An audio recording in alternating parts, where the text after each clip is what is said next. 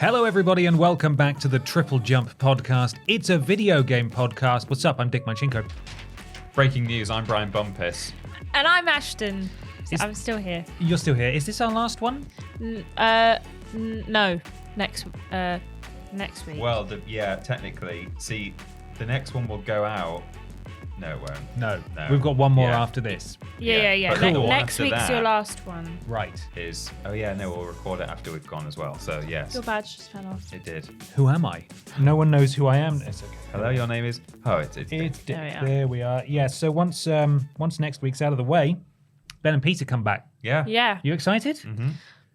No? I'm indifferent. That's fair. They are It's dreadful. like when you boring go to men. like a summer camp and then you're like, oh, I'm never going to see these people again. And then I've got to go back to all my other friends. But, you know, my friends from summer camp, you guys are going. So, Right. you know, it's bittersweet. I'm going to miss you guys. Are you really? Yeah. I thought honestly, I didn't notice a great deal of difference in your treatment or your actions towards us as you would normally have towards Peter and Ben. That means You just play it cool, right? Just chill. You know, we're all pals. Yeah. Right. You know, because that's how I treat my pals, Ben and Peter, Yeah. and that's how I treat my Does pals. Ben know that you're his pal? Oh, I suppose, yeah. I mean, feel I like guess he doesn't know you're that. my pal, Right. But he's just my colleague. Right, yeah, that's fair. That's a Yeah. fair thing. Well, that means that we've got an entire extra week to think about video games and play them and talk about them next week. But before we get to that, we have to do this podcast. And before we get to that, we have to talk about this week's sponsor, which is, of course, brought to us by a wonderful benefactor. Or Peter Factor, if you Indeed. will. Helps us keep the single light on Brian here. Factor. Brian Factor. Dead Island 2, the spider. Big spider is- in the ladies' toilets again. That'll be him. I can't see the one that was over there No. last it's week, gone. so that one's gone. We might be Dead Island 2 free in here. At the moment. Yeah. Okay. Anyway, you got a sponsor there, Brian. Go on right here. Don't know if you know, Jesus Christ. guys. There you go. Pop that on there. Yeah. Don't know if you know, guys, that in August, a couple of months away, there is a video game-related movie coming out.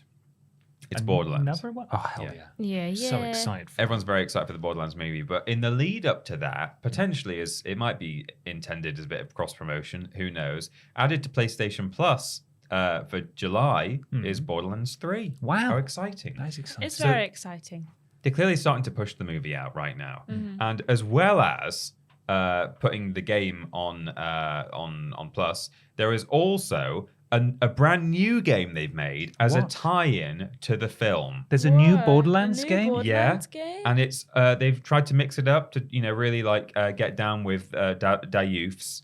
Yes. And so it's a completely different genre. Uh-huh. It's been made by flipping whatever their name is, Neversoft. Okay. So coming now, Borderlands, but it's skating. Right. Tony Hawk's Borderlands. Oh, so Oh, Tony I Hawk is see. involved. Yeah, he is involved, Right, you should have actually, led yeah. with that. Yeah. I forgot because he's so old now. I thought he was dead, but he's not. He's not dead. No. He's not. He's famously alive. He is Yeah. alive. I wonder yeah. what he's doing these He will days, live though. Skating. till Probably. 900. Doing ollies and stuff. Yeah, Yeah, he'll yeah. keep doing it. Yeah. That's cool. So Yeah. are there like different skate parks or... Yeah, a sort of procedurally Is it- generated board loot system, so you can Oh. get Wow. legendaries and epics and stuff like that. Is it hate like that. cell shaded?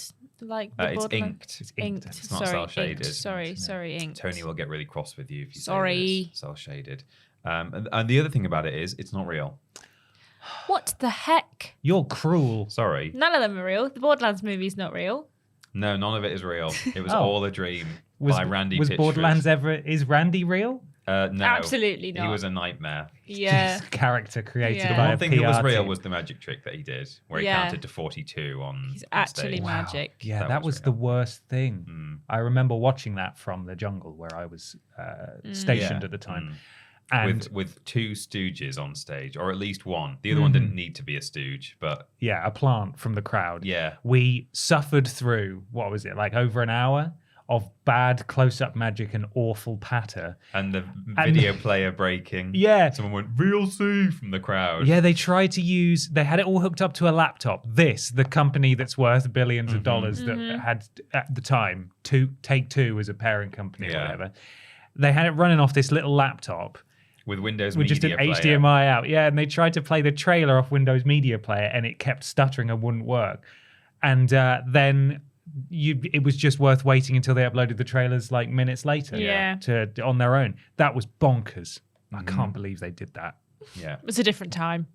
Well, I think they'd still do it now. To be honest. me I too. can't wait until Borderlands 4 is announced with a full magic show. Yeah. Oh, God. Bloody Yeah. dreadful. No, we're not sponsored by Tony Hawk's Borderlands. We are, of course, sponsored by our wonderful patrons. If you go over to patreon.com/Team TripleJump, support us at whatever tier you desire. You'll be able to ask questions on this podcast. You'll be able to get early access to episodes of Worst and Weirdest Games, exclusive access to episodes of Rules Boss and Main Menu, and there's other rewards available at other tiers, including our bonus podcast, After Dark. Loads of stuff. Go check it out.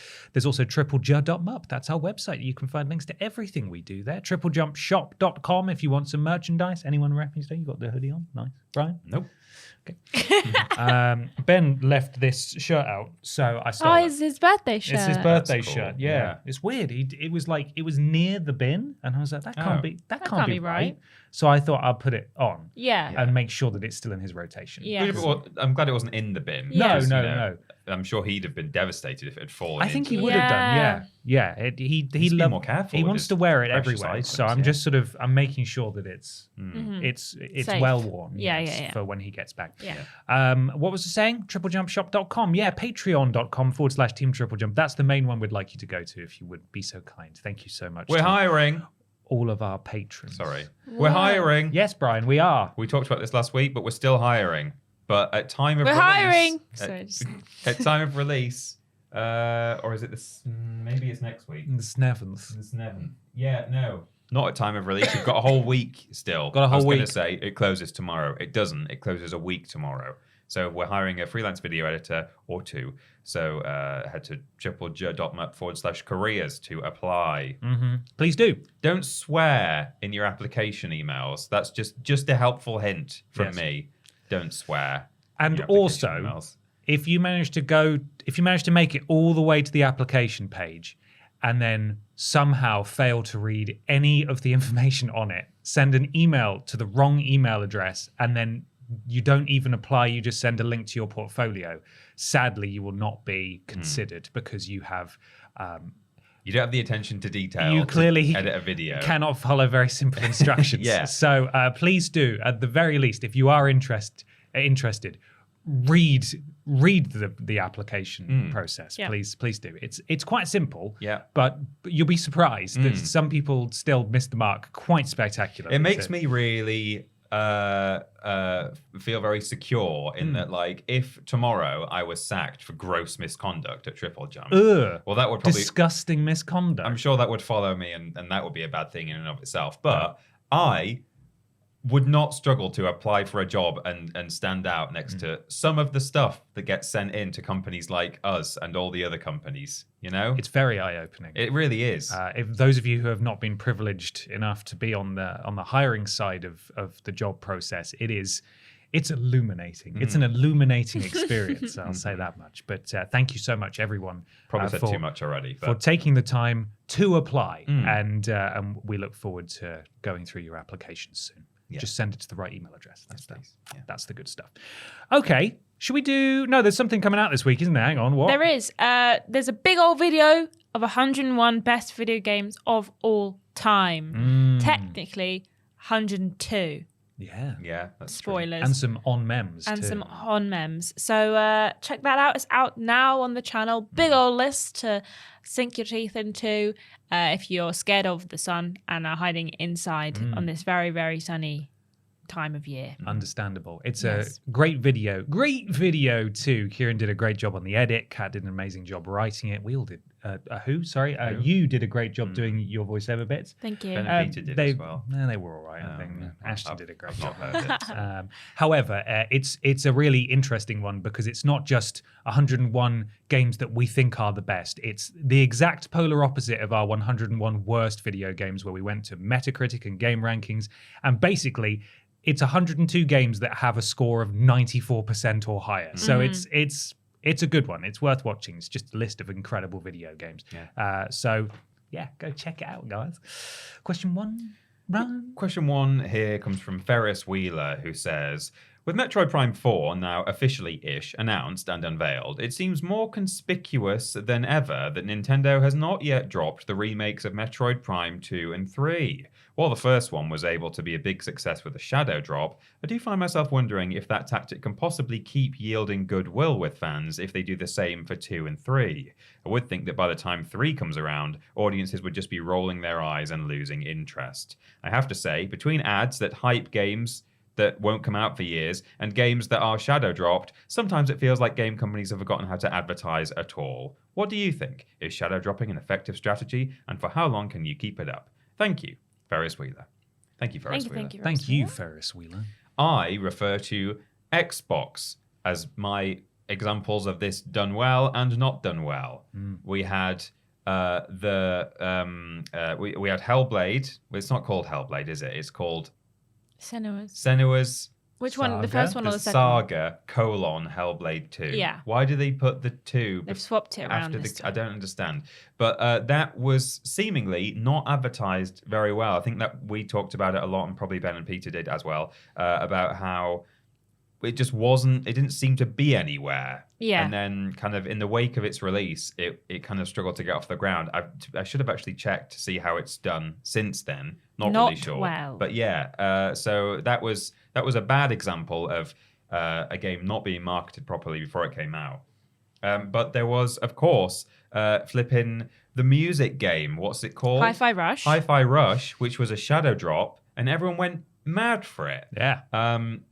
So that is shadow dropping done well. I don't think shadow dropping is a guarantee all the time for success, but I think if you are showing something off to a big audience, so at a big show or something like that, rather than just one day dropping it on social media and that's it. Show it to a big audience. You've got everyone there watching. You've got all the journalists watching. Everyone's going to get excited about it. It's going to be included in all the write-ups after the fact of what was shown at the latest, whatever it is.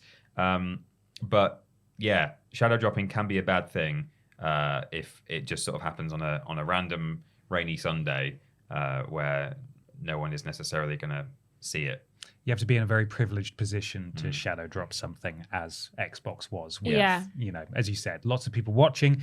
You can't, or a highly anticipated title, like if flipping Eric Barone, Stardew Man, is that his name? I don't know if that's Could his be. name, but yes. Okay, if Stardew Man suddenly said, "Oh, you know that Haunted Chocolatier game I'm making? It's out now." It would immediately sell millions of copies. However, if you're a small indie developer and you just go, "Hey, our game's out now," it's just not an option. You not everyone can do this, for sure. Nintendo do it quite a lot in their showcases. Normally there's at least one that's like, "It's out later today." It's kind of one of their catchphrases in a showcase.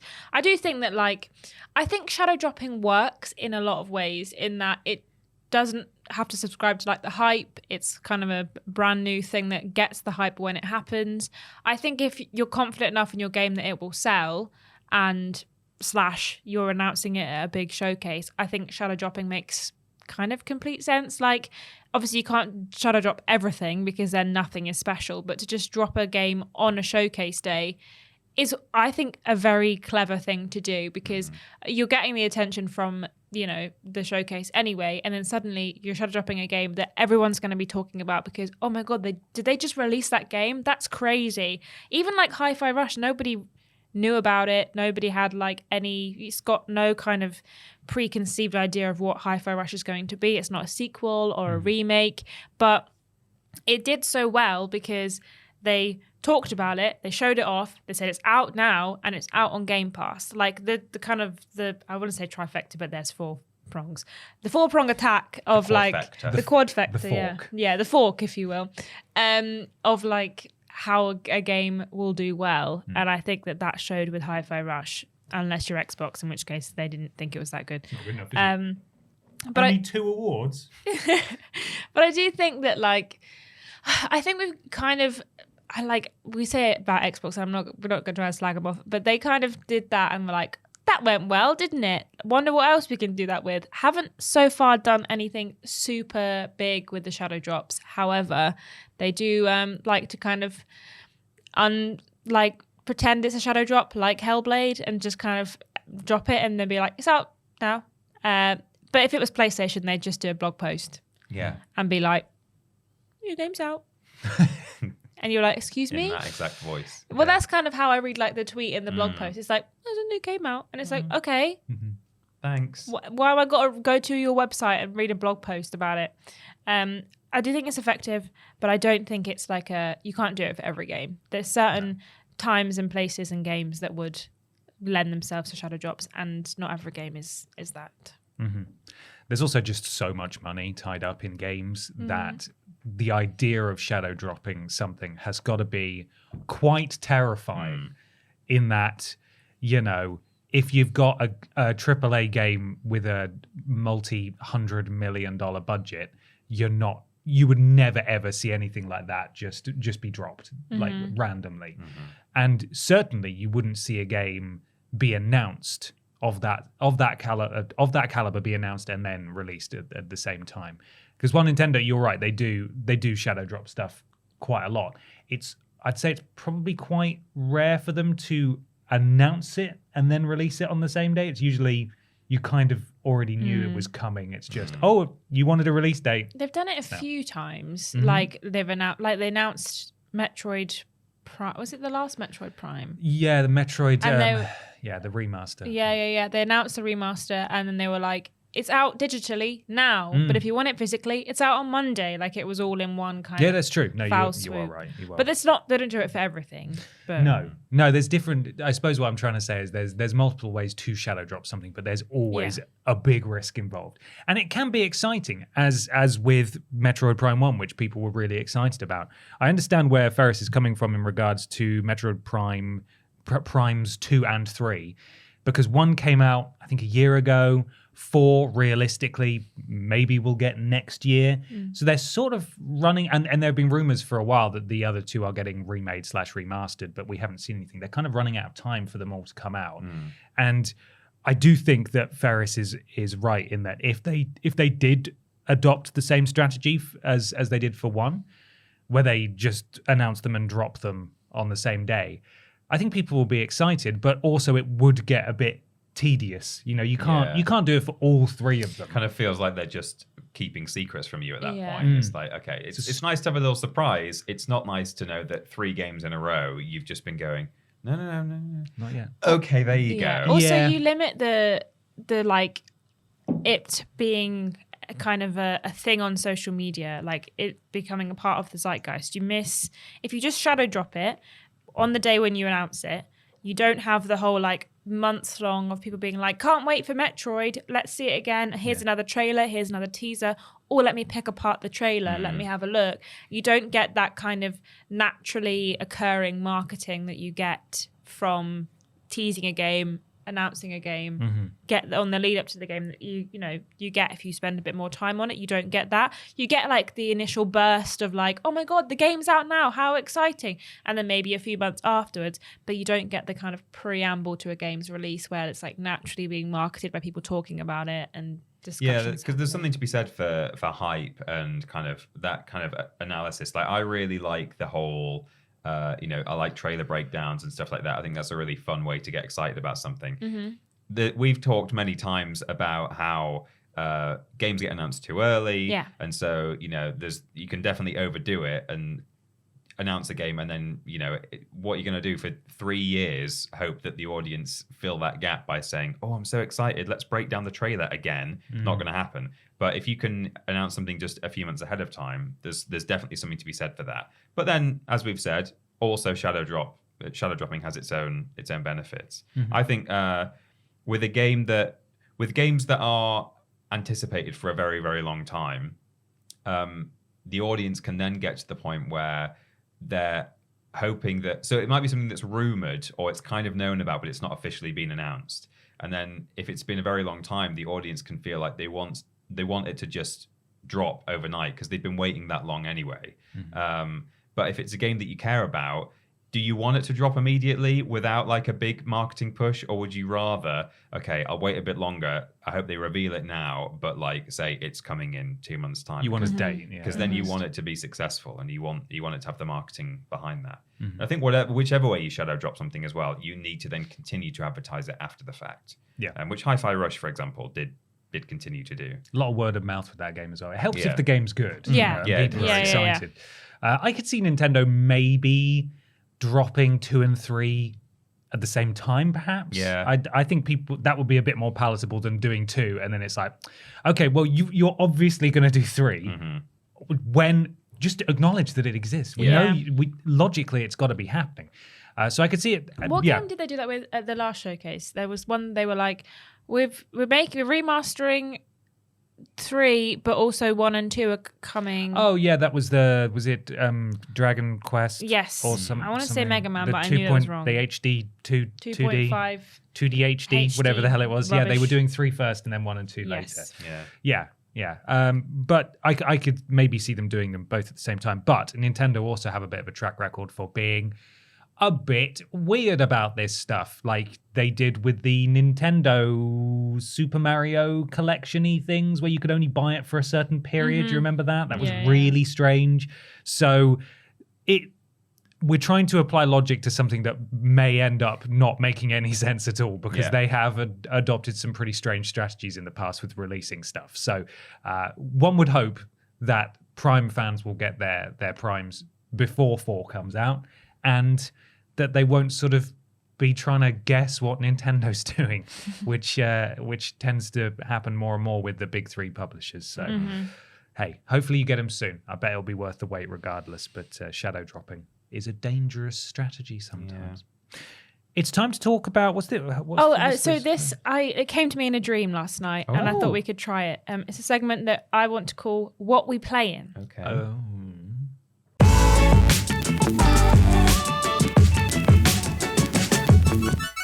It's What We Playin time. Time to talk about the games what we have been playing. Brian, what have you been playing, please? I have played 1 game this week. Whoa! I'll talk about it in Review Corner in a minute, so suck a dick. Bloody Whoa, hell, Brian. I'm not going to tell you now. You have to wait. I'm right here. Yeah. Sorry.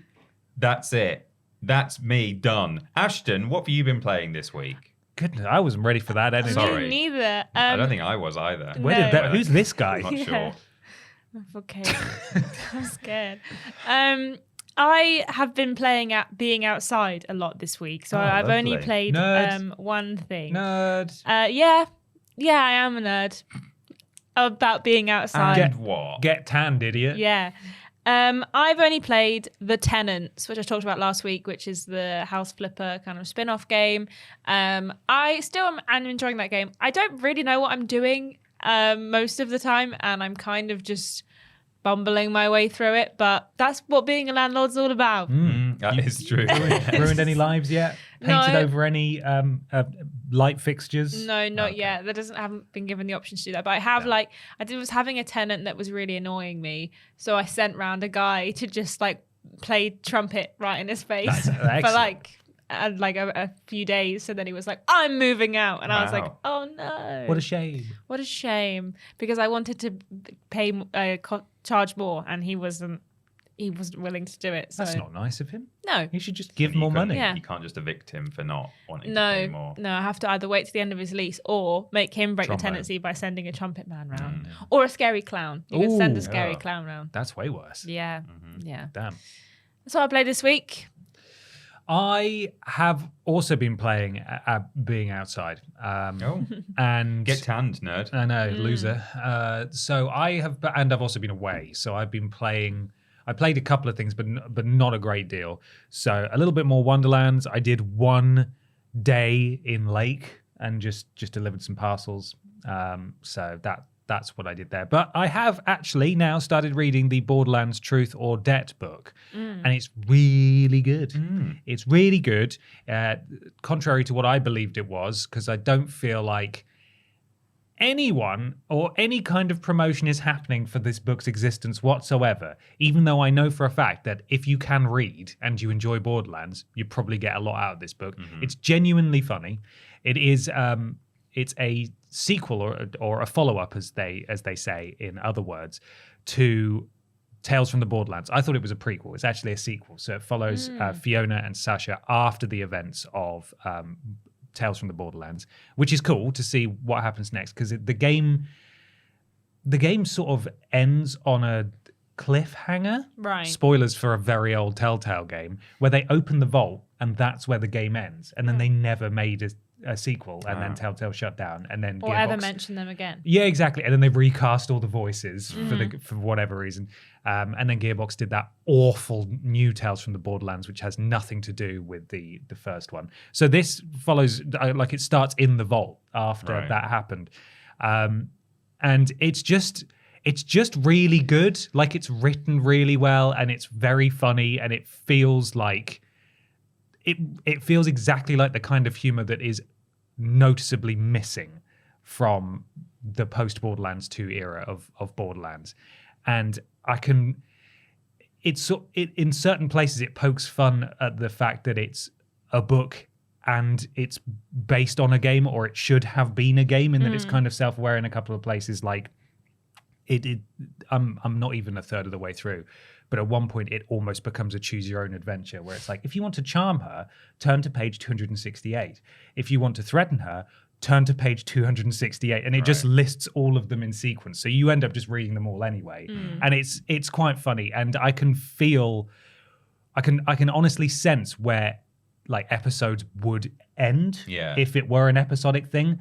And I'm gutted that it's not a follow-up game, but I am very happy that this book exists and it's as enjoyable as it is. And I sincerely hope that this means that we might get Anthony Birch working on Borderlands again, because his is a voice that has been missed, quite obviously, especially when I'm reading this. So Borderlands, Dead or Alive, it's out right now, and you should go and buy it, because it's only like £10, and it's a good book, and I'm enjoying it. Not an ad. Not an ad, just a big fan, just a nerd reading a book outside about a video game. So Dead or Alive. Support it. There was one thing I was trying to play this week that I have not been able to find. Do you remember the Papa's Pizzeria games? Were like flash games. And there was like Papa's Pizzeria, Papa's like Ice Creameria, and then like an entire like Papa's Diarrhea, like an entire like spin-offs of this Papa's Pizzeria thing. I don't think so, no. I used to play them when I was in my media studies class at school. We used to be on the computers, and if I didn't want to do work, we'd just play Papa's Pizzeria. Fantastic. It was on Line Rider for us. Yeah, it was on like Cool Maths games. It also had Papa's Pizzeria on there. But because of like the mass shutdown of like Flash games, I haven't been able to find anywhere to play it. So this is a request. If you know where I can play Papa's Pizzeria, please do tell me, because I have been wanting to play that game. I saw like a video of it on TikTok, and I was like, I loved Papa's Pizzeria, and now I really want to play it, and I can't find anywhere to play it. People did do, like, there was a big preservation effort, I think, when as Flash was becoming like redundant, or obsolete. So I think they'll be around somewhere. Yeah, I just keep going on. It's like, oh, do you want to play Papa's Pizzeria? And then I'm like, yes. And then it's like, oh, the Flash doesn't work. And I'm like, no. Anyway. Let the woman know. Yes, please. Needs her Papa's Pizzeria. I do. I'm literally in a Papa's Pizzeria right now. Yes. Yeah. Official confirmation that a sequel's coming out to the Uncharted movie. Yay! What a time to be alive. It's such a good Awful time. video game movie. Will it have Papa John's product placement in it? Ooh, He'll be in a Domino's. I bet he'll say, like, I'm literally in a Domino's. Literally in a literally Jollibee's right now. Jollibee's right now. Yeah, I'm in a Pizzaholic right now. I can't wait. It's going to be dreadful. That's everything I've been playing / reading. Shall we go over to the review corner, Brian? Hope there's not a big spider in it. There's not. I checked. Okay. Yeah.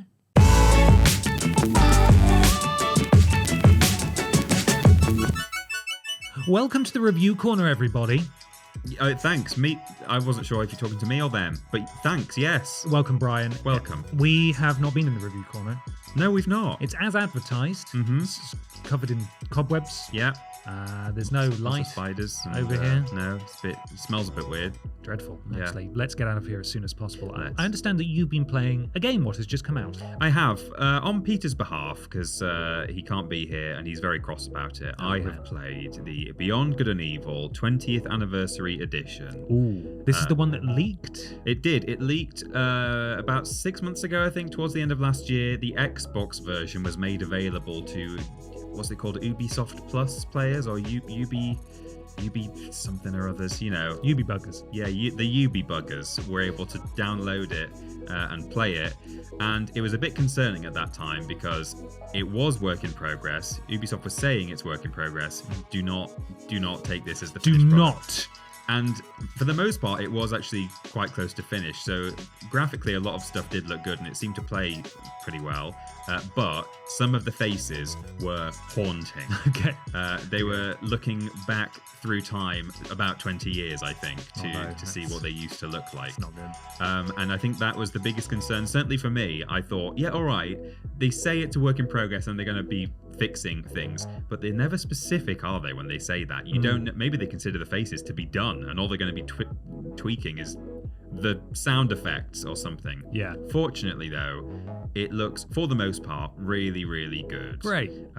Jade, particularly the main character, is flawless. I think her face and stuff. There are a couple of characters who do look a little bit wink wonk. One of them they can get away with because he's just a hologram man, so you can kind of get Excuse that. it. Yeah, exactly. There are a couple of people who you work for, the sort of the underground network you do jobs for, who look a bit funny, but you don't see them that often. But everyone else looks pretty good. Good. Yeah. Excellent.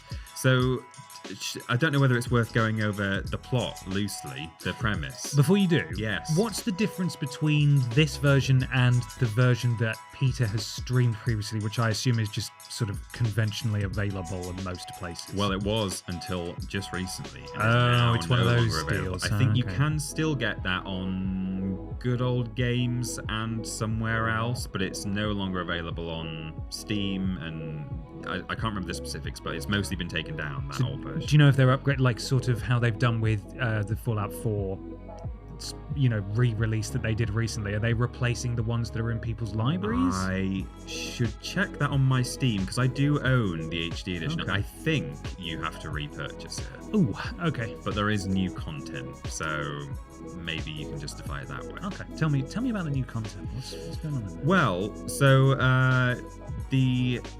the much troubled prequel, Beyond Good and Evil 2, Yes. that was announced in 2017 at E3, is, in development hell, but they keep assuring us it's still happening.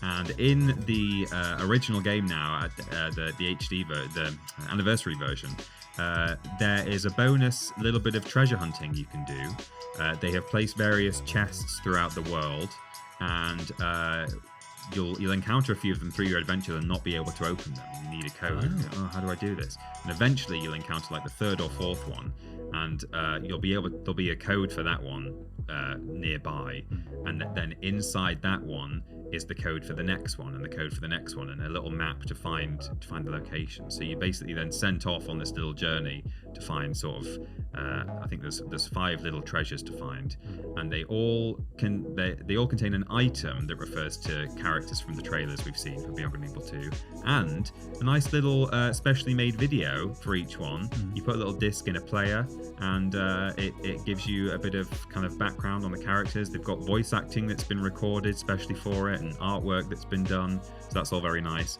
And the final reward is a whole new cutscene made with I don't want to be too spoilery, but like Jade's character is in it and is like experiencing something new that was not in the original game. So that's more than I expected from it. I kind of expected it would be, oh, here's a little bit of artwork and some voiceover saying, oh, this character from your past is this person.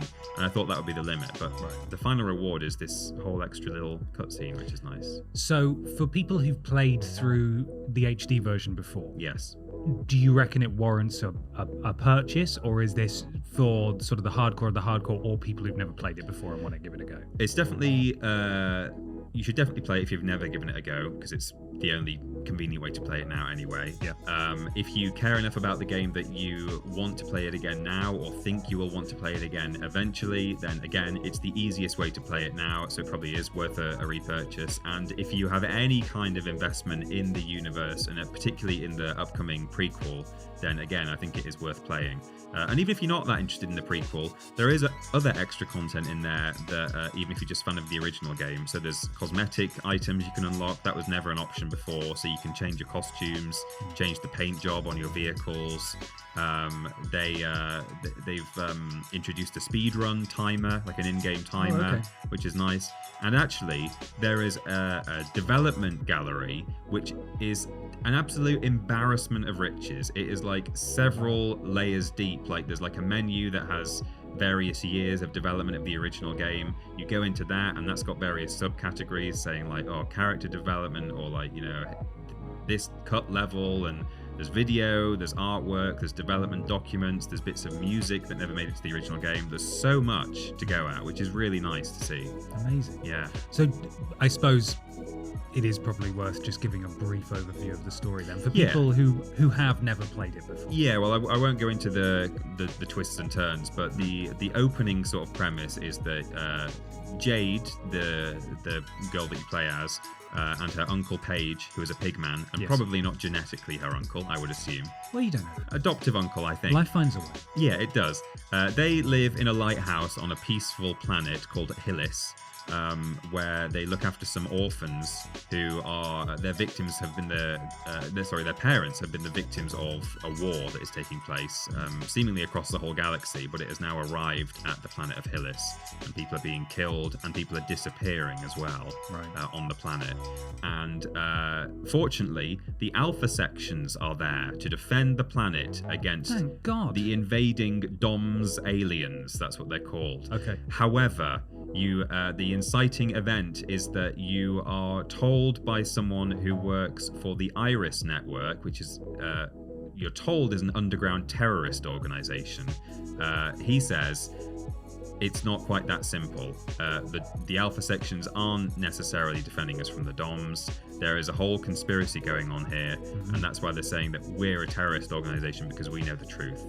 And Jade, being an investigative journalist and photographer, they wish for her to go and expose this conspiracy by taking some incriminating photographs. And all the while, you're also taking pictures of animals for the Science Center on Hillis, who want a complete inventory of all the animals on the planet. I see. That's a nice little side mission for you to do throughout your entire playthrough. Excellent. So you, or rather Peter, will have a vested interest in encouraging as many people as possible to purchase and play this game, to show Mr. Gilmo that people do want Beyond Good and Evil 2. Please, just finish it. Well, I and Peter, we do have that vested interest, but we are nothing if not good journalists. Yes. And I realise I've not got round to saying that it is, in places, a bit buggy for certain people. Okay. And I think it's only fair to say that, according to Reddit and social media, Steam appears to be the worst way to play at the moment. Lots of people are having a perfectly good experience, but a few people aren't.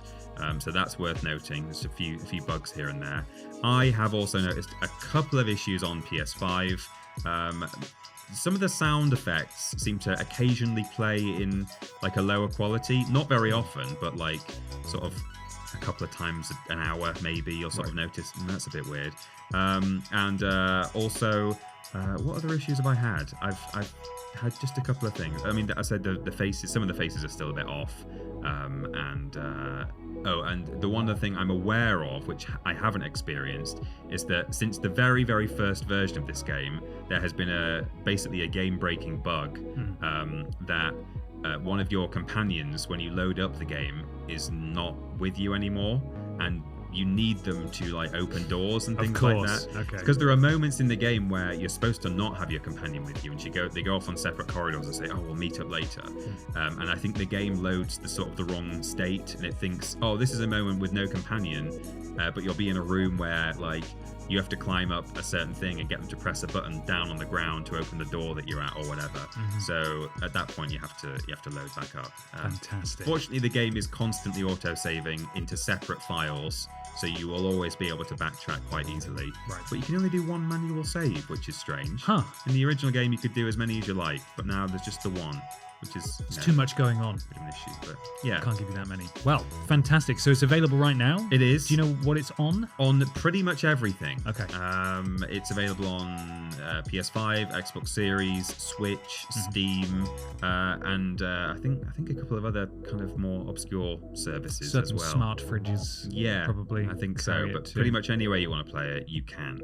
Fantastic stuff. Well, this was not an ad because this No. copy was purchased by us, just in case you were wondering. Yep. And now I think it's time to go over to Ashton Matthews' Forecast. forecast, Yeah. gaming forecast. What's coming out in July? Let's find out.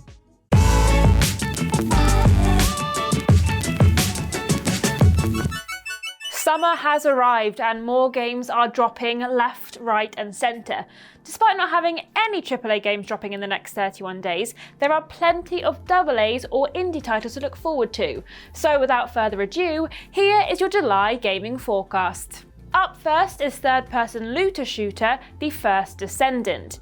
Play alone or in co-op with up to 4 players and use your character's unique abilities to fight for the survival of humanity. You'll play as a descendant, a superhuman with greater strength and magical abilities, which can be anything from electric splash damage, poison dart damage, ice beams, and leaving a puddle, which is probably more effective than it sounds. Fans of games like Destiny 2 and Warframe might want to have a look into this one once it launches on PC, Xbox and PlayStation on July 2nd. Next up, launching on July 16th, is RTS Fortress builder Cataclysmo.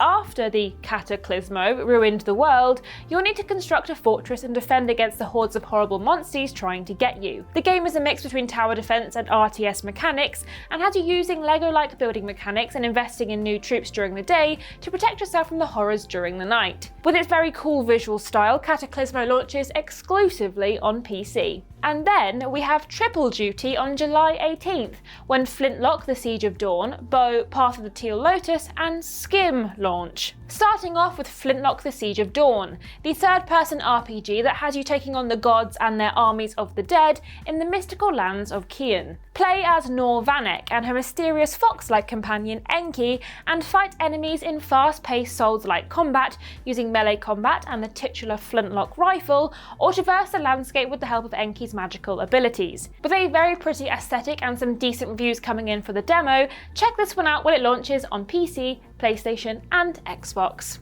Also launching July 18th is Bow: The Path of the Teal Lotus, the beautiful 2.5D side-scrolling Metroidvania that's inspired by Japanese folklore. The art style is reminiscent of games like Hollow Knight and Spiritfarer, and the game has you engaging in aerial combat, unlocking powerful new abilities, and exploring a gorgeous world of myth, all while trying to find the truth about your existence. Despite some mention of its difficulty, there has been generally positive reactions to the demo, so give this one a look-see when it drops onto PC, Switch, PlayStation 5 and Xbox. Last one for this month is indie platformer Skim. Skim lets you play as a little shadow creature that can travel through any nearby shadows.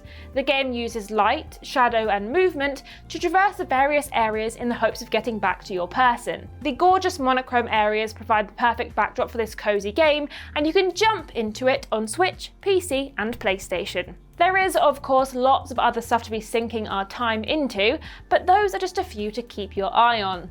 Now, it's time to get back to the podcast. It's time now. What a great forecast, Thanks, Ashton. forecast and review corner for that. Yeah. It was really good. Thanks, What's it guys. time now for? Question 2. Oh. Okay. Chris McVeigh says, "Hi Dab. Hello. Oh. This is unlikely to come as a surprise, but it seems like the project of porting AAA games to iOS isn't going too well. Huh. Reports show that the iPhone/iPad versions of games like Assassin's Creed Mirage, Resident Evil 4 Remake, and Death Stranding have been commercial flops, with the most optimistic estimate showing that the best-selling game in the lineup has been paid for just 34,000 by just 34,000 users on these platforms. What do you think is going on here? Is there a strategy where the mythical console quality games on mobile would ever work, and do we want it to? Or is the whole idea a non-starter, purely designed as a marketing gimmick? Yeah. So It's that one. yeah, mobilegamer.biz said, our calculations based on app figures estimates suggest that under 3,000 people have paid the $49.99 to play Assassin's Creed Mirage on iPhone since it launched on June 6th. It has been downloaded approximately 123,000 times. How does that work? With the gross revenue, because I think so, you can there like a download trial? it, have a trial, and then you pay for the Right, full that makes thing. more sense. So even the free version hasn't had that much Yeah. interaction. Because a few of them you had to pay ahead of time, like you pay when you bought it, but you pay when you bought it, you pay when you download it. Okay. With the gross revenue of 138k to date, that's dollars. Says app figures. The game is only playable on iPhone 15 Pro, iPhone 15 Pro Max, and high-end iPads. Other big brand games, Resident Evil 4, Resident Evil Village, and Death Stranding, all showcased in Apple's keynote, have bombed too. App figures suggest Resident Evil 4 has been downloaded 357,000 times, with the revenue estimated to be $208,000. Based on the game's $29.99 price tag, that would suggest that roughly 7,000 people have paid to unlock the full game in its 6 months on the market. So it's not going too well over on the App Store for these big games. No.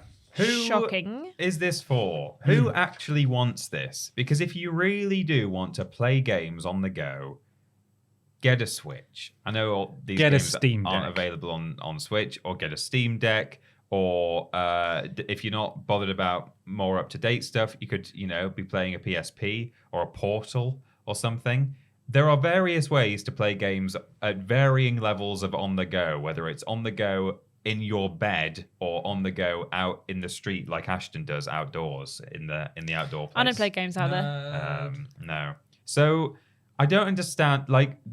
What's the USP here? Why? It's for people who subscribe their entire life around Apple products. Yeah, it is. Like, I know it's those for people those- exist, but most of them probably also have a console. Well, yes, or a PC of some kind, Yeah. normally a Mac. But it's for Apple being like, you guys are obsessed with our products and you do think this everything now. else is rubbish. So here is a game that you can play on your iPad. Look what you can do now. I You're also welcome. wonder how, because I'm so out of touch with mobile gaming, how are they? Do you then connect a wireless controller, or are you trying to use those awful I think it depends. heads-up touchscreen controls where it's a So- see-through controller overlaid on hate top that. of it? So my boyfriend plays emulator games on his phone, yeah. and he has a little mount that you can stick your phone into, so you can play with an Xbox Right, controller. yeah. And It's there's called a backbone or a jawbone or something. I'm not sure. All I know there's is a that bone I involved. broke it the other day. Oh, no. I Did you- dropped it and it snapped, and then he had to get another one. Ooh. But yeah, so you don't have to use the on-screen No, you things, don't have to, but but- also if you're going to play a game, why would you play it on your tiny little iPhone Yeah. screen? When I say Especially if you're tiny having little, to they're hold a massive controller now. anyway. It's 100% a marketing gimmick. That's why it was part of the keynote speech. It was purely to showcase. Look how unbelievably Look what it can do. look Yeah, look they how can unbelievably run, powerful this tiny chip is that we've got. It's crazy. What is the Venn diagram though of people who are going to buy an obscenely expensive brand new iPhone and people who then want to actually play games on About it? 7,000 people. Exactly. Yeah, that It's is the really Venn small. diagram. There was no way that this was ever going to be a huge seller. Not only is it only available on the really, really expensive new Apple product, but the experience you're going to get is just going to be worse than it was if you play it on a dedicated device. Imagine paying 50 quid to play a game on your phone. It's lunacy. Absolutely insane. It's bonkers. It's the worst place to play this stuff. And as I said, yeah, incredible. Your phone can run a game that a PlayStation 5 can run. That's honestly impressive. But do you really want to play it there? Is that really how you want to play it? Reminds me a lot of and maybe a bad example because I'm a flat gamer after all, but Skyrim VR versus Skyrim. I do not want to play a 100-hour RPG, full stop. But I definitely don't want to play all of it in VR. Yeah. That is going to be a worse experience. Well, these for are me. games that I wouldn't even play if they were available on the Switch because I think it's too small and you don't get the experience that you would get if you're playing it on a TV with a better sound system and better graphics. Like, I don't think you would have the same effect. So why would I want to play it on an iPad or an even smaller device? The people who own Apple products, like you say, they normally own a console or a Mac of some kind, because they don't own PCs, because they don't talk to each other, and that's so sad. I just think that, like, yeah, why? Of course, no one bought this. Of course, why would you? Reminds me of when scientists used individual atoms to draw a little snowman on a tiny, like, microscopic plate or something, and it's like, why? That's great. Why have you done that? And the answer was to show you that we can. Yeah. And obviously we will use this technology for other things now, but this is just a way to hit the headlines to say, hey, we use this special device to draw a snowman. It's just like that. Just imagine how many Safari tabs your mum can have open with the power of this chip. Thousands. She can just scroll forever. She never has to close a tab again. It doesn't matter that she doesn't know how to close a tab. She doesn't need to. She never needs to. She never so we'll needs to. demonstrate that by saying, you can run Assassin's Creed on this device. You're not going to want to, but mum is sorted. At risk of sounding like old man shakes fist at cloud, can we stop making phones more powerful and make batteries better, please? That would be good. I want unlimited storage and unlimited battery. I don't need it to run Assassin's Creed or support 1,000 tabs in Safari. I don't need that. Also, this is done now, right? No one is going to be porting their games to Apple. It's just not going to... Well, it depends how much Apple especially pay after them. these stats. That's exactly what I was going to say. You could hear this and think, oh, Ubisoft's got egg on their face, Capcom's got egg on their face, haven't they? That no one bought their games. Like, no. Obviously, Apple drove a money lorry up to their offices and said, listen, consequence-free for you, can you please do a port of your game? You know, they made $100,000 off it. That's going to pale in comparison to the amount of money they got up front from Apple. So it's not like it was Apple, exclusively launched on Apple. Exactly. It's not a Stadia, or it is exactly maybe a Stadia situation where the money lorries have shown up to people's offices, and they might continue to do this to... Because that was Ubisoft as well. They did a lot of Stadia stuff. They did at launch, So they're just here to support new businesses. Yeah. They love it. It could be a similar thing where they continue to try and make a go of it, Apple this is, and drive the money lorries up to more companies and say, hey, you know that new what's it called? The Honky Star Rail? You know the Honky Star Rail? To be fair, Honky Star Rail probably is on there anyway. So you know that sweet, really good version of Honky Star Rail that can't run on phones. Could you give us that? They might continue to try and do that to sort of save face and like, hey, people are still releasing games here, but if you were a company that was not having the money lorry driven up to you and you were considering it like, oh man, we could get our game in front of a whole load of new people now. The market is obviously tiny. There is no point. Games are still a very lucrative business on phones, obviously, but if you're a AAA game, you don't want to go anywhere near Also, it. there's so many games, like even AAA games, that I'm like, oh yeah, okay, that could definitely work as a mobile game. And not one of those games, like, is one of that I would consider, oh, that would be great as a mobile game. Like, there's so many, like just to hark it back to earlier, you put Hi-Fi Rush on mobile and like, yeah, makes complete sense. It's a rhythm game. It's easy to play. It's bright, colorful, visually. You don't have to like be looking around for like little tiny bits and pieces. But like, I don't think any of these games make sense to play on a phone. No. Next time my young brother-in-law asks, are you got any games on your phone? I'm going to say Resident Evil 4 Remake and see if he wants to play that. You can ask him if he wants to split the £45 cost of it. It's just a very different market. Mobile people who want to play games on mobile are not willing to spend much, if any, money. And if they are, it'll be in the form of microtransactions within the game itself.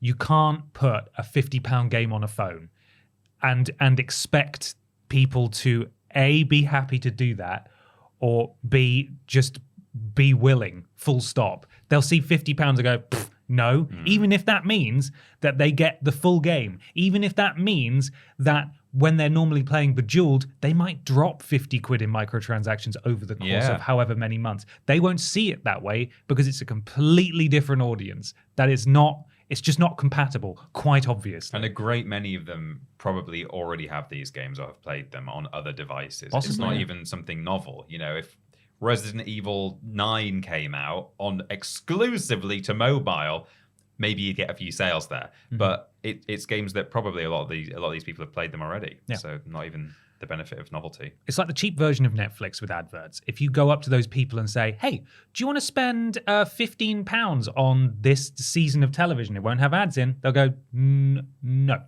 No, I don't want to do that. Yeah. I don't want to do that. There we are. Shall we move on to something a little bit, Brian? This feels maybe it's kind of your area of expertise. But with a strange spin on it. Yeah, a bit like your strange energy from earlier. Yeah. What's it called? Suck a dick. Suck a dick news.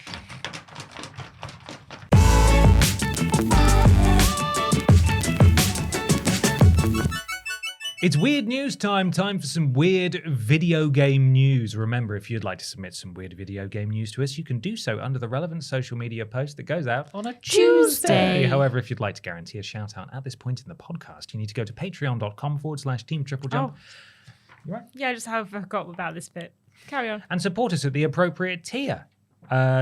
Just like Chip Thompson's Thumbs. GY Goliath. Nexus Polaris. Nicole Hansen. Andy Scott. Blake Thomas. Kyle Gary. Eric Siu. Shaman Nomo. Great Giggity. Melody Elbonet. Katie Garrod. Huge Arse. Gabrielle Philippink. And Big Money Robert Vegas. Thank you very much, podcast producers. Appreciate you all. Brian, do you have your weird news? Yeah, it'll be a real problem if Big Money Bobby Vegas decides he no longer has the big money and has to regular money, either be regular money Bobby Vegas or just Bobby Vegas, or drops off entirely from the podcast producers list, because it's a really nice ending to punctuate with BMBV. You've put a lot of pressure on that. Yeah. Poor Yeah, man you now have to pay forever. He cannot ever go. It has been decreed. Okay. Sorry, I do make the rules, and that's one of them. He slipped us an extra $5, and he's also the big discussion question asker this week. Yeah, we're corrupt to our core here. Indeed. I've got a weird news here that was sent to us by Steven Skodes at sscodes8 on Twitter and James Matthews Top Fan No Relation on Facebook. It's from Kotaku.com, written by Zach Zweisen, who says, one of the worst NASA space shuttle disasters accidentally made it into War Thunder. Oh, God. Yeah. Oh. This is a sensitive one, but yes. The artwork will be changed, says MMO developer Gaijin Entertainment. Is it Gaijin? Gaijin? Yeah, Gaijin, probably. War Thunder devs had to apologize over the weekend after players quickly noticed that a newly added loading screen featured imagery from the Space Shuttle Challenger disaster. How does that do that? know. How did you sneak that one in? Released in 2013, War Thunder... Oh, we don't need to know what War Thunder is. And often, Gaijin adds new loading screen artwork with each new patch. This normally doesn't cause any problems. However, the most recent update added artwork that featured a real-world explosion that killed 7 astronauts. As spotted by GameSpot on June 22nd, some players spotted that a large explosion in the background of a new piece of War Thunder artwork... GameSpot spotted people spotting things? Yeah, exactly. That's crazy. In the background of a new piece of War Thunder artwork, it looked identical to the Space Shuttle Challenger explosion. Not long after fans first spotted it, Gaijin Entertainment issued an apology for the mistake. There it is, circled. That's actually quite a good spot, because I'm kind of aware of... It's unfortunately a quite an iconic image, the sort of the streaks coming down. I wouldn't have known when that was... Seeing the image in isolation, I would know that's the Space Shuttle Challenger explosion. But spotting it in the background of that with loading planes screen, going past, past, that's people have got an eye for that, I guess. I'm not. It's avocado time. Big devil here. I wonder if maybe it's entirely possible that people are working on that game who were not alive when the Challenger exploded. Yeah. Doesn't mean that it shouldn't have been. Hang on, let me work out my double negatives. It doesn't here. mean that it should be there. It doesn't mean that it shouldn't have been vetted. Does that make sense? Yes. Yeah? Yes. Okay. Doesn't mean that due diligence It should have been vetted. Yes. Thank you. It should still It should have been vetted. Yeah, but I do wonder if Yeah. it was not an intentional choice. I mean, I it wouldn't. could I have- wouldn't know that was total challenge by you expert. just Google search for. I don't know if you put something in a game, you've probably got to have all sorts of license Well, that's rights. the other thing. Yeah. Like So- putting aside the very sort of troubling associations with it. Surely there's just a licensing issue anyway because Yeah. they've ripped an explosion from a photo of a real world event. Someone will own that photo, Yeah, and absolutely. you would have to pay them to put it in the game. So I wonder as well, with not just with the age of the people working on this game, but Gaijin Entertainment, I assume, are from the Far East somewhere. well, if it's War Thunder, which is probably part of Wargaming and World of Tanks, and I'm not sure. Maybe. I don't know. They may or may not be. I'm going purely off the word Gaijin, but if they are, Gaijin is foreigner in Japanese, so that also throw. What does it mean? that's doubly confusing. But maybe age included as well. But people who aren't in the sort of Western world may be slightly less aware of the. Hungarian. Oh, Hungarian. Okay. Well, Wow, what a plot twist! I'm not suggesting, of course, that. Founded Russia. Right. Okay. So they are in the sort of area of the wargaming developers. Yes, they are. I'm not suggesting that people outside of sort of the Western world weren't aware of the Challenger explosion at the time, but coupled with potentially the age thing as well. Could then- be all sorts of factors. Yeah, sort of might factor in. The community manager further explained the developers will alter the artwork as soon as we can. Gaijin said it will take measures to ensure this type of mistake does not happen again in the future. See that it doesn't. Yeah. See that it doesn't. That's That's it. very weird, though. It is Yeah, weird. it is. Oh my God. And then to pad out the article further down, it says the Challenger shuttle disaster happened in God. when only 73 seconds into the flight. When did it happen? 1986. Oh. And it then sort of describes the death of several astronauts. Yeah. Very sad. Very sad. Yeah. Ms. Matthews, Yes. what do you have on your phone? I have some weird news on my phone. I got games on my phone. Got Assassin's Creed they was Mirage. no, I won't pay $49.99 for that. It was submitted by Storyboy Yanio4 on Twitter and Ryan Schwartz, top fan on Facebook. No relation. No relation. It comes from Kotaku by Zach Spizin. The double Zach, 1994 Street Fighter movie is still making money 30 years later. Oh, yes. Also, sorry, I should say that because I've taken over Ben's Twitter account as well, Matthew off of Botchamania DM'd Ben this article too. So Oh. thank you, Matthew, for also submitting this technically. Thank you, Matthew. Capcom says the campy live-action film brings in a few $100,000 every year. That's mental. Wow. Do you remember the live-action Street Fighter film from 1994? Regrettably, I haven't watched it. No, I me also, neither. I also haven't watched it. It's got a cult following because it's kind of dreadful. Yeah. Okay. Well, in 2024, the film is still making Capcom tens of millions of yen every year, according to data from a recent shareholders meeting. Released in 1994, we just said that like twice already. Street Fighter is about fighters The on a live street. action Street Fighter Money movie is a concept. Exchange for goods Yes. or Services. services. yen Yeah. is the currency that they use in Japan. The live-action Street Fighter movie was a campy and colourful, loose adaptation of Street Fighter 2. It starred Jean-Claude Van Damme as Guile and Raul Julia as M. Bison. You could Yeah. have been it, I think. Dick, you could have. Easily. I think it could have just absolutely. slipped into the Yeah. background and no one would have noticed. This was famously Julia's final film role before he died in October of that year, shortly before the film's release. In the Don't know Space where Shuttle that- Challenger explosion. God. While it is sometimes referred to today as a cult classic, it should be noted that the adaptation from Capcom's popular fighting game franchise was a box office hit in 1994, making nearly $100 million on a reportedly $35 million budget. Say that, Garfield. And apparently, it's still making Capcom money all these years, hence the point of the article that I am currently reading. As first reported by Automaton Media on June 24th, according to an individual who attended Capcom's June 20th shareholders meeting, the Monster Hunter Resident Evil publisher is still making tens of millions of yen from the 1994 live-action Street Fighter film every year. I'm not sure why Capcom decided to include that odd bit of information in its important meeting with investors and stockholders, but here we are. before you go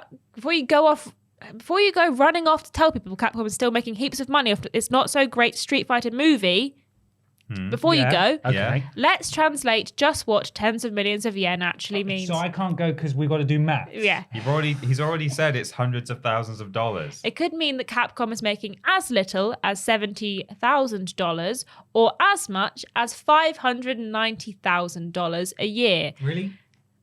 I couldn't go because we had to read that? I'd probably say it's somewhere in the middle of the range. Yeah, I would. It's All right, not going to be thanks, one of the two So extremes. around $300,000. Cool. It's not enough money to fund the next Resident Evil game or anything wild like that, but hey, it might be enough to pay for a few employee well, salaries. if it's making that much every year, then Just have a not to be dedicated sniffed team at. on Street Fighter Yeah. the movie duty and pay their salaries. Yeah, now that I think about it, I get why Capcom is bragging. If I made something terrible in the 90s and could still get a few $1,000s for it every year for decades, my dad did. I'd be pretty damn stoked too.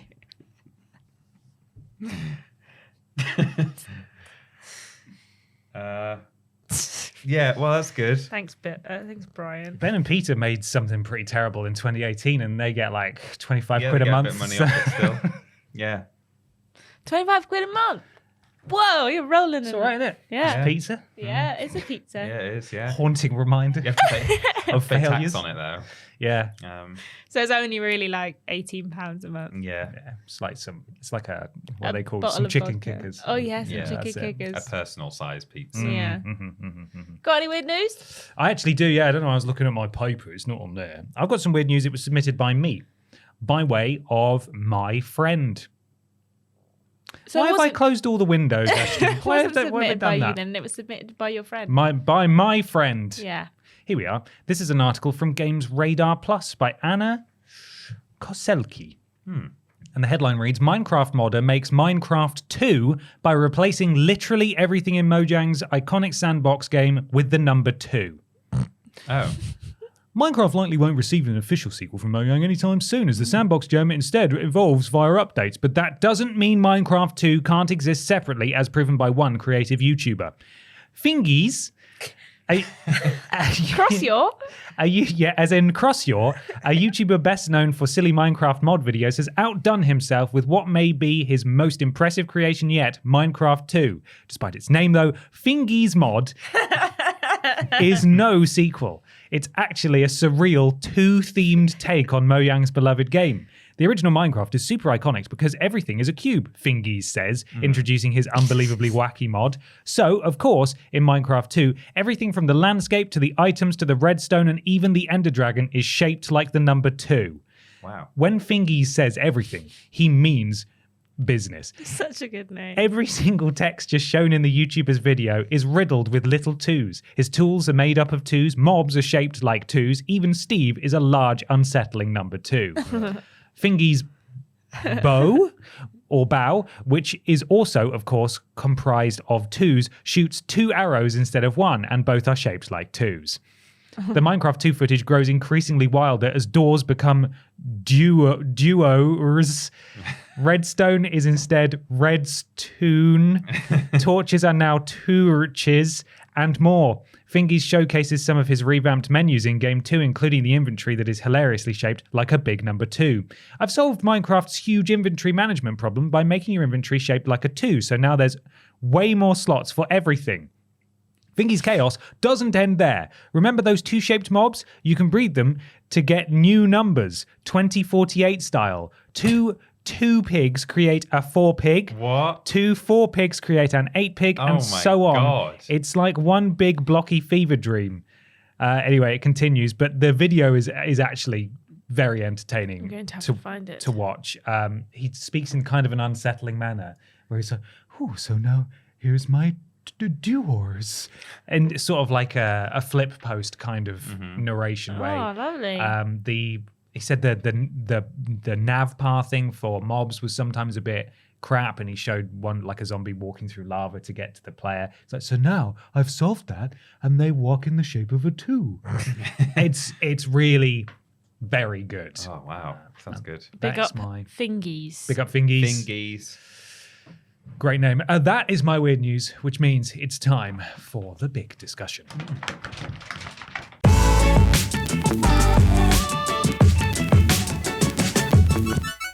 It's big discussion time. Time for the big video game discussion that this week comes courtesy of regular money, Robert Las Vegas. Hello, Bap. Hello. Hi. I think it's actually Dab. Yeah. In the wake of the launch of the Elden Ring DLC, Shadow of the Erdtree, game director Hidetaka Miyazaki has been doing the rounds suggesting that adding easier game modes would break the game itself and take away the whole point of the game in giving players that massive sense of achievement. What do you think? Is he right? Or could FromSoft games like Elden Ring benefit from being made more accessible to more players? Or is the whole point that they're not that accessible? May your bingo numbers line up. Much love. BMBV. Thank you. Got a couple of write-ups here. First one's from IGN and Ryan Dinsdale. Elden Ring expansion Shadow of the Erdtree will seemingly, this was released before the DLC came out, will seemingly feature developer FromSoftware's toughest ever bosses, as toning down the difficulty would break the game itself, according to game director Hidetaka Miyazaki. Had we taken that approach, this is a quote, I don't think the game would have done what it did, because the sense of achievement that players gain from overcoming these hurdles is such a fundamental part of the experience. Turning down difficulty would strip the game of that joy, which, in my eyes, would break the game itself. FromSoftware games are known for being challenging, blah, blah, blah. Amid some calls for the developer to make things easier or add different difficulty modes, however, Miyazaki has clarified why FromSoftware instead looks to continuously push players. If we really wanted the whole world to play the game, we could just crank the difficulty down more and more, but that wasn't the right approach, Miyazaki told The Guardian. However, this is from VGC and Tom Ivan, FromSoftware has released an Elden Ring Shadow of the Erdtree patch designed to make the game easier. Didn't take long. Was it because it was too hard? Yes. And people were saying it's too hard. Yeah. The expansion includes a new leveling system, which I think, as we'll discuss in a second, is part of the reason why this feels so much harder than the base game, which was already, obviously challenging. The expansion includes a new leveling system based on Skadoo tree fragments. I haven't heard it read aloud. Skadoo tree? Skibbity tree. Skibbity tree. Skibbity tree fragments, in-game items found around the world that are used to increase a character's abilities to deal and negate damage. Following complaints from some members of the community that the DLC is too difficult, Calibration Update 1.12.2 revises the attack and damage negation curve scaling of the Skibbity Tree Blessing. Attack and damage negation abilities have been raised for the first half of Blessing enhancements. The second half is now more gradual, and the final level of Blessing enhancements has also been slightly increased. What does it mean? Well, it sounds like Spoodles. while they haven't made the game easier by adding a different difficulty mode, they have at least rebalanced some stuff. Now, me personally, Yeah. and I know maybe I'm just crazy.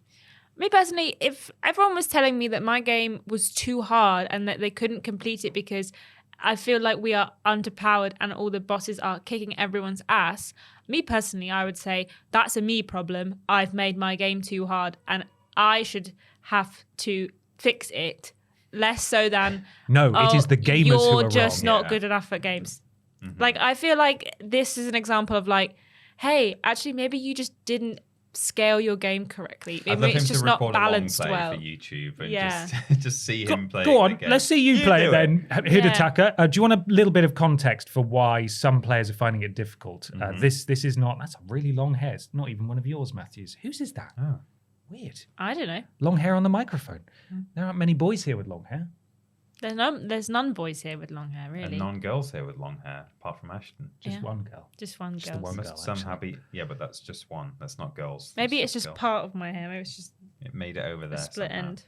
Well, let me give you some context. This isn't actually from an article. This is just stuff I've observed. I personally have not played this DLC, and the reports I'm hearing do not make me want to play this DLC very much. So there's a new leveling system in that you can still level up, but they have these skibbity tree shards that are, for all intents and purposes, essentially how you get more powerful. And that Yeah. was within the DLC. before the patch. That was from the start. I believe those were there. Yeah, they've just rebalanced them from the Right. patch. They So were they're- just much smaller incremental increases. Possibly, yeah. Right. So that is the intended way by design in the DLC that you get more capable, because everything in the DLC, it being an end game DLC, scales, from what I understand, with the player. So it doesn't matter if you have a completely ridiculously overpowered end game character, you are going to be hit just as hard as you would Right. if you were a much weaker character. I see. So some people, I think it was a bit of a sort of shock to the system for a lot of players who straight out the gate might not have played Elden Ring for 2 years. So their abilities to a certain extent may have atrophied a tad. Mine certainly have when I tried to hop into it the other day. But also they used to not one-shotting everything, but they're used to being massively over-leveled because they've done everything. So this is also a difficult thing to adjust to. So when it's said that some Souls veterans are struggling with it, obviously that's not going to apply to everyone, but I think it's, if I can relate it to personal experience at least, it reminds me a little bit of how I felt going into Sekiro after playing so many other Souls games, in that on my part, certainly there was a degree of unwillingness to learn an entirely new system, but it's also they've changed not how the game plays, but they've changed how the game functions to a degree where a lot of people are struggling. And also it sounds like the RNG of certain bosses is particularly punishing, as evidenced by the video I shared in our work chat the other day of one of my friends playing through it and being basically just juggled by a boss attack and having his entire health bar taken off in one go. That is pretty brutal. Outside of the new leveling mechanics, it sounds like it is just an exceptionally challenging expansion anyway. But what do you think? Because this debate comes up literally every single time FromSoft releases a game, but it sounds like this might actually be a step even beyond that, where their core audience is struggling. It seems to be that now it maybe has been the straw that broke the camel's back, and they've had to introduce a patch, and they've had to deal with this. But we do get asked this. I think we may have even been asked this before on the podcast some years ago. You know, do we think Soulsborne games are too difficult? I kind of trust or at least allow for Miyazaki to say if they were easier, it would break the game. It's ultimately kind of his decision as to what is the true intention of how the game should play and how it should feel. And if by his definition he says it would break the game, then that's his definition. That's slightly devil's avocado, but that's there.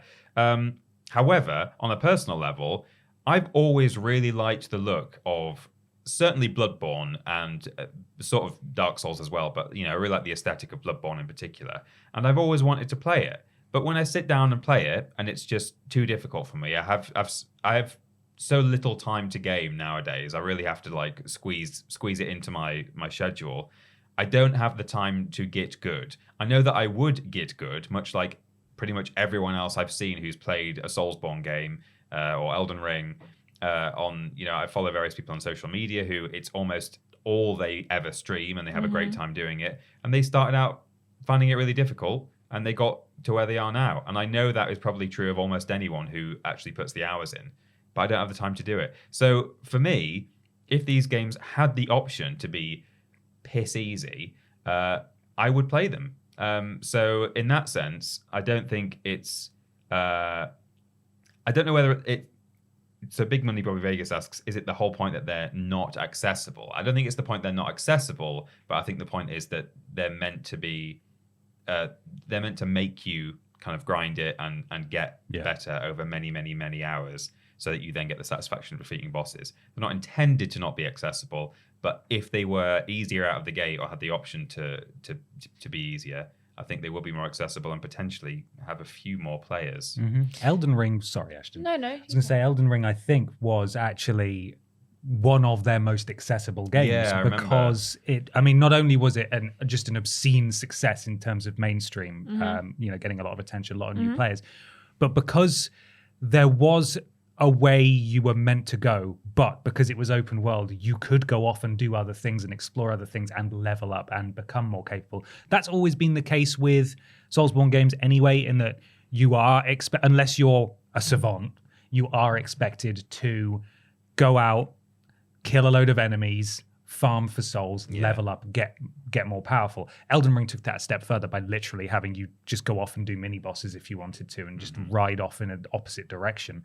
That, when juxtaposed with how they have positioned this DLC, feels perhaps a little bit at odds with that strategy, in that it is still open world to an extent. It's obviously a smaller open world, but when they've changed the leveling system and they've changed how you approach this stuff, it really does feel like perhaps gatekeeping's not necessarily the right word, but certainly it feels more positioned for the hardcore of the hardcore, which is not how Elden Ring base game felt. If this had come out of nowhere and it was a Dark Souls 3 DLC, which would never happen, it might have been a bit more at home in a game like that where... Because as you say, I remember when Elden Ring came out, there were a lot of people who were like, I've never played a Soulsborne game before, but this is the one I'm going to sit down and try. And so, yeah, you probably have people who are less experienced in Elden Ring specifically compared to every other thing that they've released over the past decade. And veterans are getting destroyed as well by these bosses, which apparently...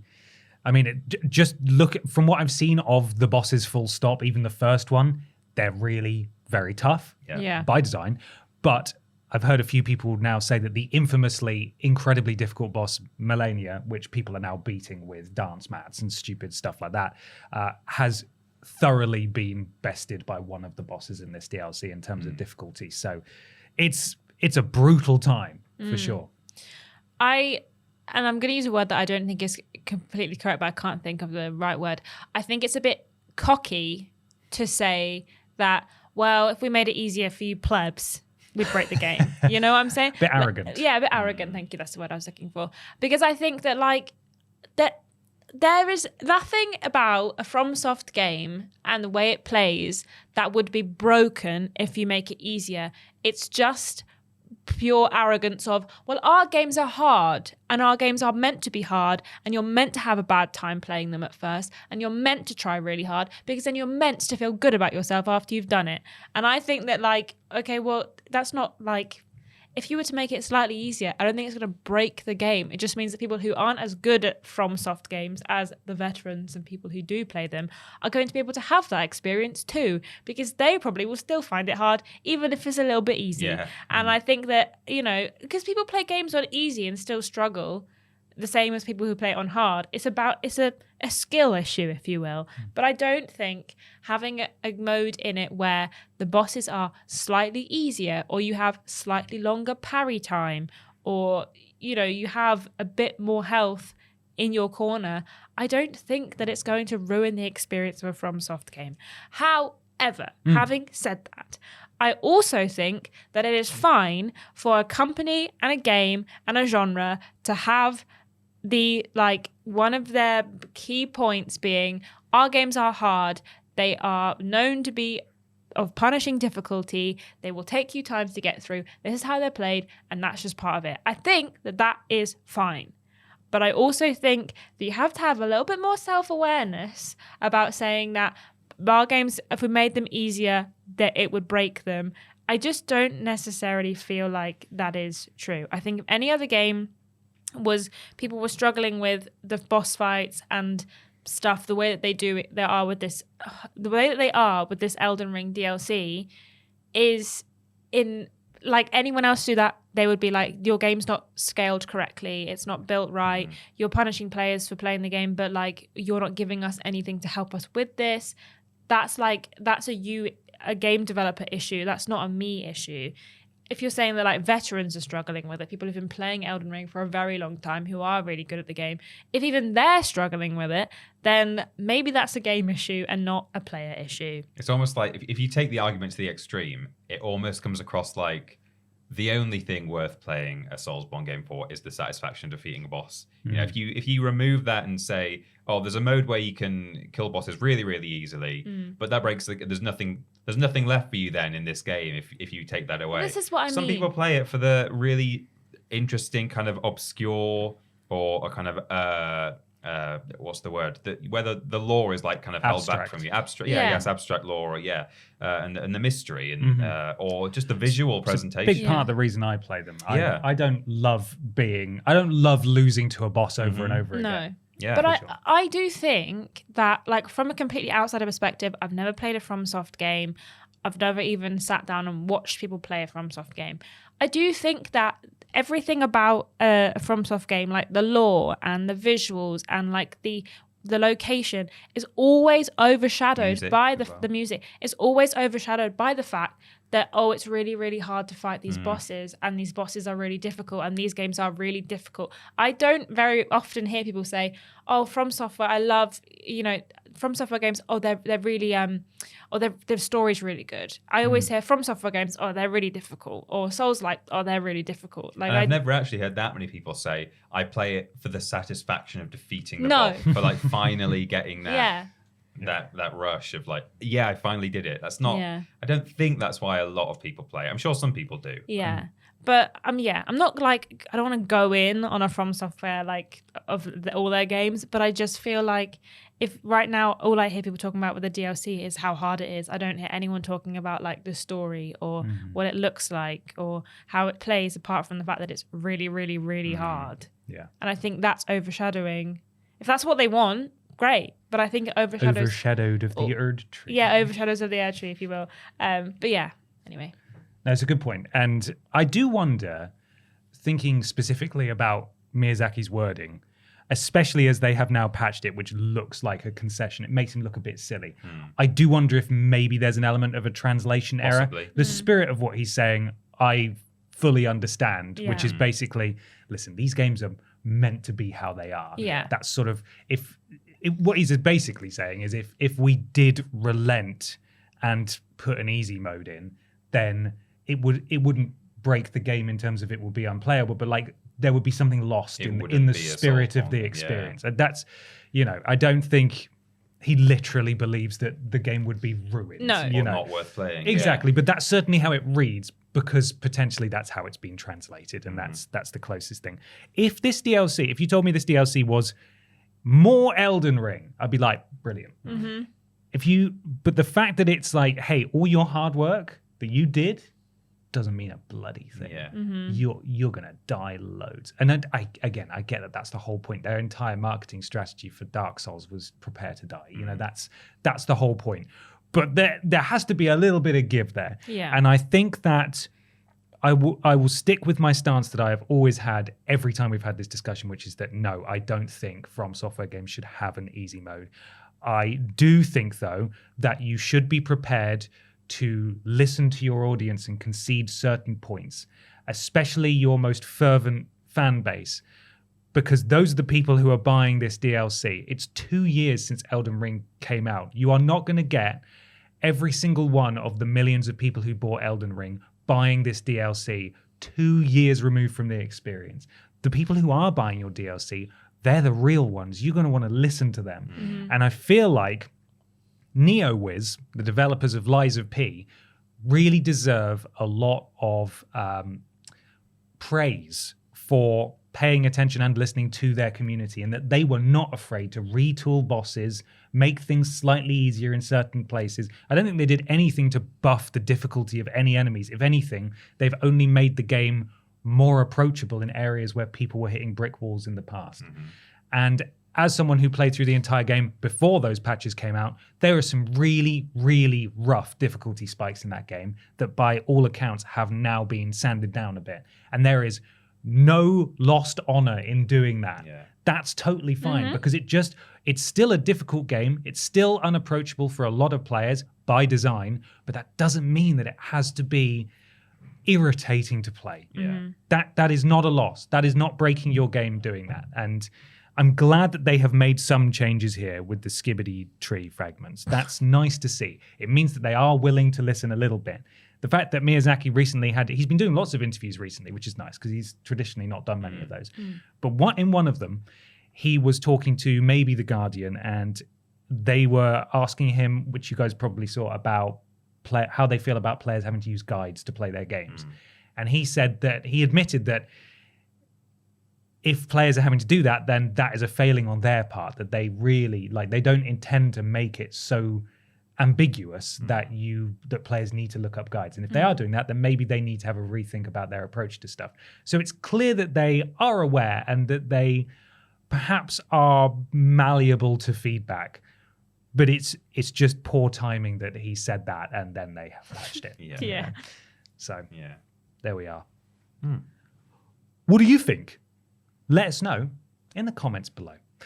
There are a few places you can find us on the internet. Brian has a few of them in front of him there. You can find us at youtube.com/Team TripleJump for all of our YouTube videos and twitch.tv/Team TripleJump for almost all of our streams, apart from a few special ones on YouTube. And if you've got Amazon Prime, you're paying for a whole bundle of things with that money. And one of the things you're already paying for is a free or a Twitch sub that you can redeem against us. And you get all the benefits of being a subscriber at no extra cost. Twitter, Facebook, TikTok, and Instagram, on all of which we are at Team TripleJump. And if you want to support us on Patreon, it's patreon.com/Team TripleJump. TripleJump.mup, that's our website. You can find links to everything we do there. And why not leave a 5-star review on your platform of choice? It helps something to do with Al Gore's rhythms, and we'd really, really appreciate it. It's also a sleepover stream this week, by the way. It will have happened by the time that you hear this, but that'll be on the VODs channel. It will. Now, that's the one where we play Minecraft and do it late and drink alcohol and swear. So it'll be a fun one. Make sure you come check it out. I understand that you and Peter built something for Ben. Yeah, for his birthday, which was last month. And now he's not actually going to see it until next month. I'm going to open his present for him. you can open it and you can see it. When I What say amazing. open it, you can look at View it. it. I'm looking forward to seeing it as well. Yeah. Yeah, it'll be new to you too. It's actually really good, so get excited. Brian, can we have the sponsor, please, one last time? Yes, a collaboration between Tony Hawk and Neversoft and the Borderlands franchise to promote the movie Borderlands. As in skateboard. Tony Hawk's Borderlands. Tony Hawk's Borderlands. Yeah. Tony Hawk's Skateboarderlands. Okay, it's getting longer every time. American Waste Skate American Borderlands. McGee's Tony Hawk's Yeah, all of that. Skateboarder Lands. Out now. Just Google it, you'll find it. All right, thanks so much for watching / listening, everybody. We'll see you next time. Bye.